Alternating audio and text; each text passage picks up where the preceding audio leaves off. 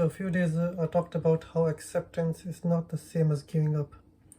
Acceptance is a more, a positive, a more brave stance, while giving up is a more negative, more like a cowardly stance.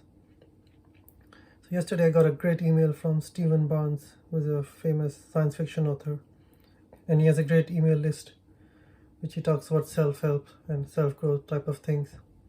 And he was talking about acceptance as well, and I really loved it. I took a sample of it. I'm going to read to you. He says, acceptance of life as it is doesn't mean losing motivation to affect change. That's the lie your ego tells you. He says that many people, many smart people, they have some ideas about how the world should be. And when the world doesn't match their expectations, they are like, oh, there's something wrong with the world. And Stephen Barnes says that, no, the world is fine. The world is as it is.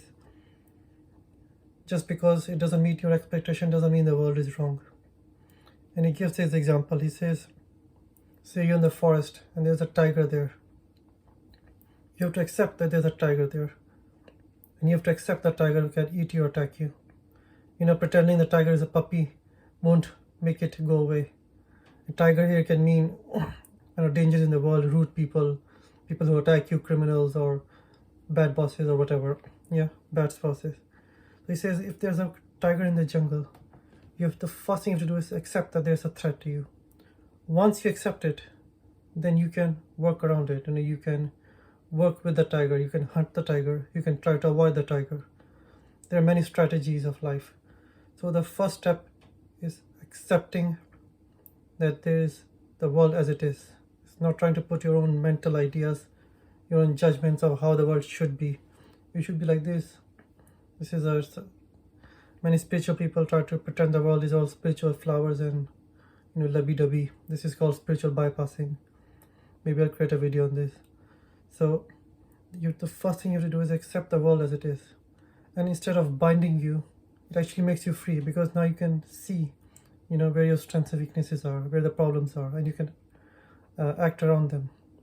So acceptance is sort of the first step to spiritual and material growth. For both, you have to accept, you have to accept your emotions. You have to accept the world as it is.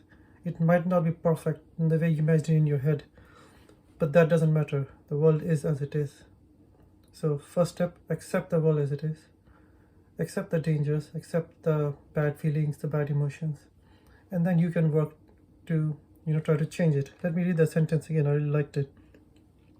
It says, acceptance of life as it is doesn't mean losing motivation to change. That's the lie your ego tells you. People think they'll accept it, they'll just have to settle down. Oh, I can't do anything, I've accepted it. It's no. You can accept it and you can still try to change, still try to make the world better, still try to make yourself better. And in fact, accepting the world as it is, accepting yourself as you are, makes this easier, because you can see the world more clearly as it is, instead of trying to put your own mental impressions on it. We normally see the world through our mental filters, right? But if you accept the world as it is, you can take off your glasses and see the world as it really is. And that really helps you spiritually and materially. So yeah, that's the first step of whether you want to be successful spiritually or materially, is start by accepting the world as it is.